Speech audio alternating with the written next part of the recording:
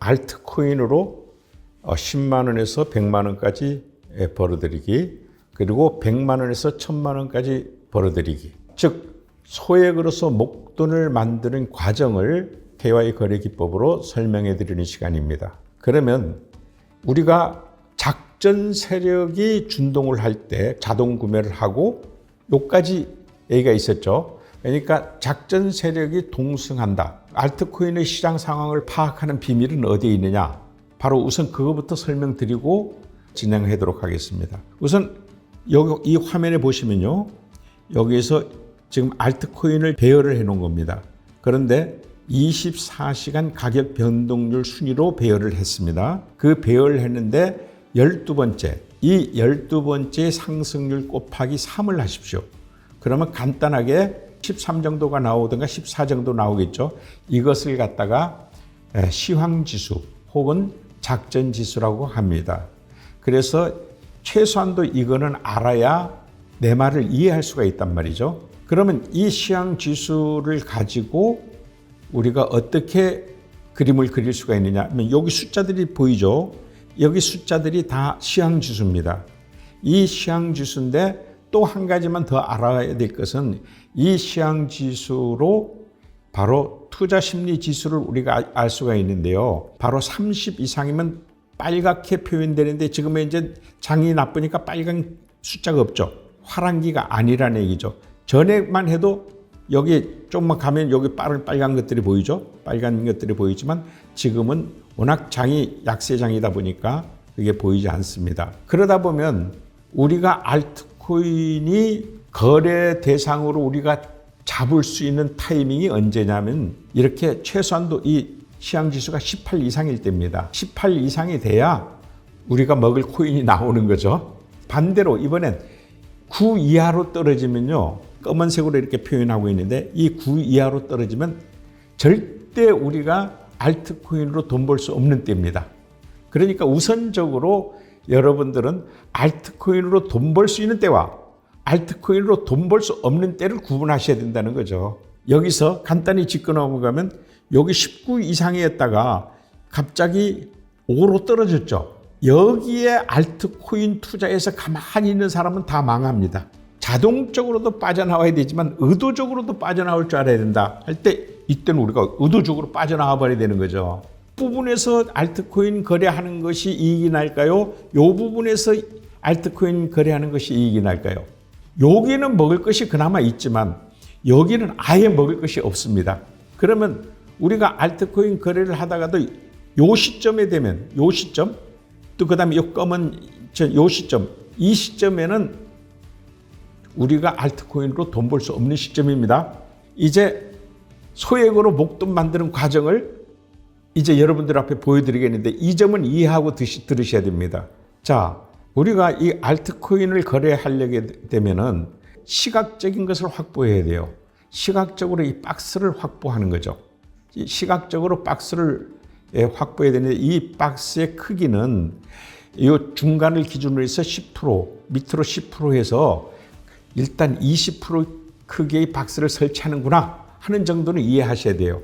그러면 우리가 여기서, 자, 10월 달 들어서 지금 이제 알트코인 처음 들어가는 시점, 즉 작전 세력이 작전을 하고 있고 우리가 들어가서 돈 벌 수 있는 시점을 여기를 잡은 거죠.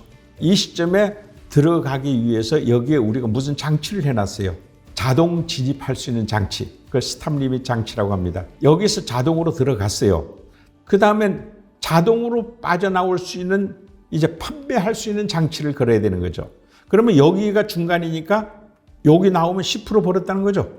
만일 잘못되면 밑으로 나왔으면 10% 손해보는 겁니다. 자, 그러면 여기서 일단 10% 벌었습니다. 또 있는데 박스를 여기 또 쳤죠. 여기 쳤는데 여기서 들어가서 여기서 나왔다는 것은 10% 또 벌었다는 얘기입니다. 그런데 이번엔 여기서 들어가서 여기서 프로 벌어야 되는데 거꾸로 내려가 버려서 손해봤죠. 10%. 근데 아까 우리가 시황지수 얘기할 때 여기서 가격이 떨어질 거라는 것을 우리가 안단 말이죠. 알기 때문에 내가 아까 말하기를 여기에서 의도적으로 빠져나와야 된다. 의도적으로 빠져나오지 못하면 자동적으로 10%에서 손절하고 나와야 된다. 다시 작전 세력에 준동할 때 우리가 들어가는 타이밍이 있어요. 여기 동승에서 다시 10% 먹고 나왔습니다. 여기서 못 나왔으면 손해봤겠죠. 그 다음에 여기서도 10% 먹고 나왔어요. 그러면 여기서 하나, 둘, 셋, 네 개를 10%씩 이익 보고 또 한 번 10% 손해봤다. 만일 이게 100% 우리가 가진 자금으로 투자했다면 3일 사이에 30% 벌었다. 이렇게 얘기할 수 있는 거죠. 그런데 이 30%더 벌어야 돼요. 사실은. 왜? 여기서 바보처럼 가만히 있었기 때문에 이만큼 10% 손해본 거예요. 아까 얘기했었죠. 예, 10월 2일 요 시점에서는 아까 시황지수가 빡 떨어졌거든요. 그때 우리가 도망가 버렸어야지. 안 도망갔기 때문에 자동에 맡겨놨기 때문에 그래도 10%만 손해보고 말았다. 이렇게 얘기하고 있는 겁니다. 요즘에는 보세요. 침체기니까 여기 들어갈 자리가 없죠. 코인요다의 거래 핵심을 5가지가 있다고 그랬는데 제일 마지막에 여러 개를 투자해야 되니까 관리하는 방식이 있다. 관리를 잘해야 된다.